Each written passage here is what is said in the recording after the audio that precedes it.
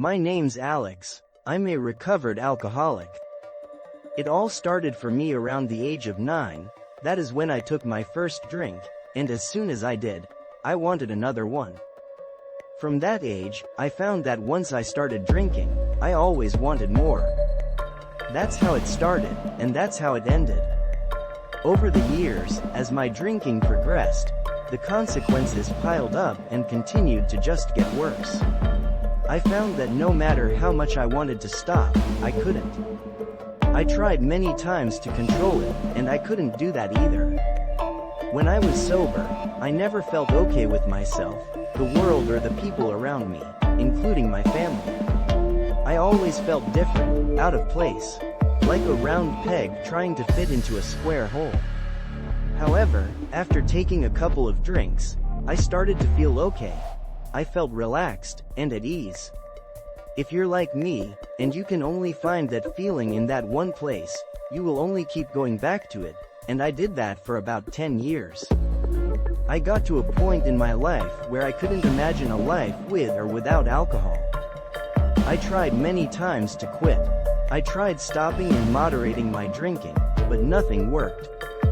As the years passed by, my drinking progressively got worse, and drugs had also now become a part of my life. Eventually, they took me to a place where I felt the only way out was to kill myself. The drugs and alcohol had stopped working. They no longer took the pain away, and whether I was drunk or sober, I was always left with feelings of inadequacy and uselessness. It soon became apparent I didn't have a drinking problem. What I really had was a horrible sobriety problem. I knew I couldn't keep living that way, and once again I found myself at the jumping-off place. I'd like to say that was the last time I drank or used any drugs, but it certainly was not. At the time, I also had some legal troubles, and my lawyer recommended a place that I might want to go rather than jail. And that option was rehab, so I decided that I would give it a go as I didn't have any better ideas. My mindset was that if this doesn't work, then I'll leave, and just kill myself because that's all I felt I had left. Not long after arriving at this place, I met an old man from Newfoundland, who was old enough to be my grandfather. And one day he came and sat down next to me, and he started to describe his own experience of alcoholism. That he had eventually come to a place where he was no longer able to control it. His willpower was not enough. It kept failing him every time, and no matter how much he wanted to or tried to stop, he just couldn't. And I remember thinking, that's me.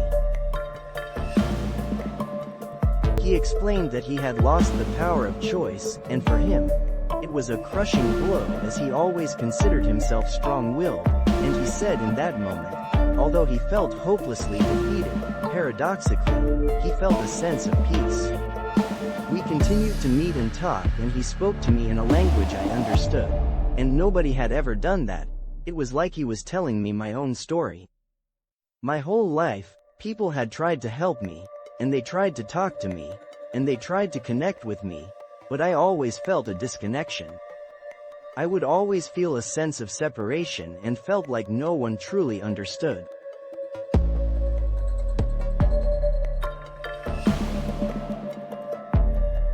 Over the next few weeks, we talked more and more, and I realized I was just like him. The last time we met, he said that statistically, if I didn't do something about it, I was going to die a horrible, horrible death.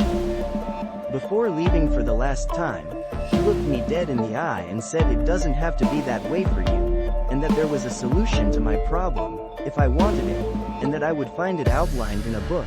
And that book was the Big Book of Alcoholics Anonymous. And that was it. He left and I never saw him again.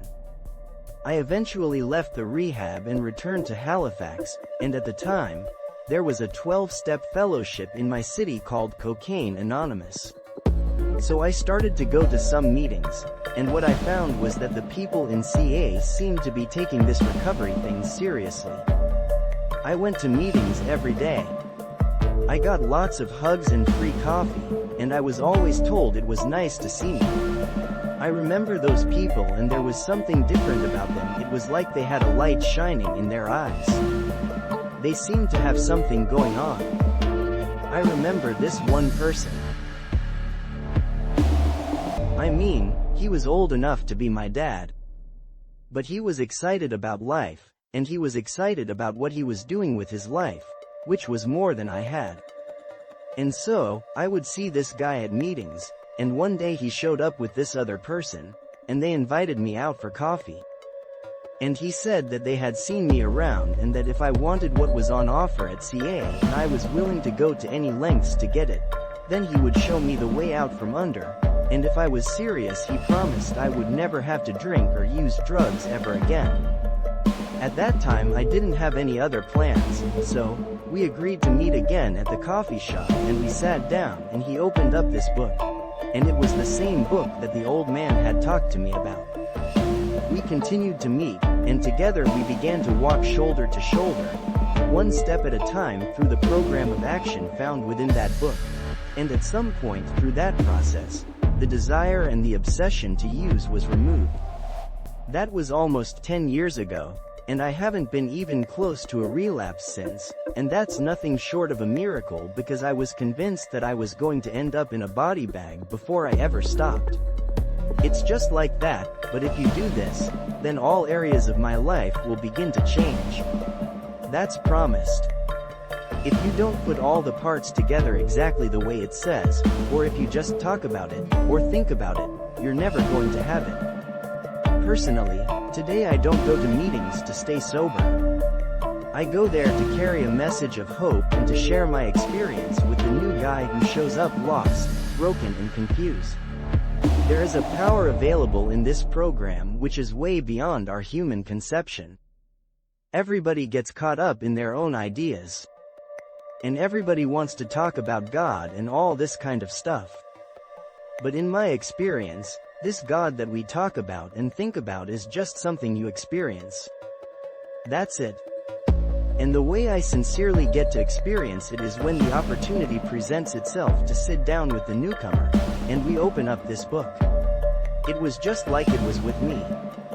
Then, to watch this person transform into someone who becomes useful again, and then to witness them to go on to help the next person who walks through the door. I do not know what's better than that. You know, we're all a bunch of power seekers, really. When I first started drinking and taking drugs, I loved the power I used to feel when I would drink or when I would get high. Yet, I could not find any more power than that until I found Cocaine Anonymous. I got to go back to school. I have my family back in my life. Today I have a healthy relationship with myself and others. I've been able to seek employment that's meaningful to me, and I continue to enjoy life and be of use to others. If you're a real alcoholic, a real drug addict, there's nothing else that's going to save you. Today, I have a life beyond what I could have ever imagined, and if you want it, you can have it too.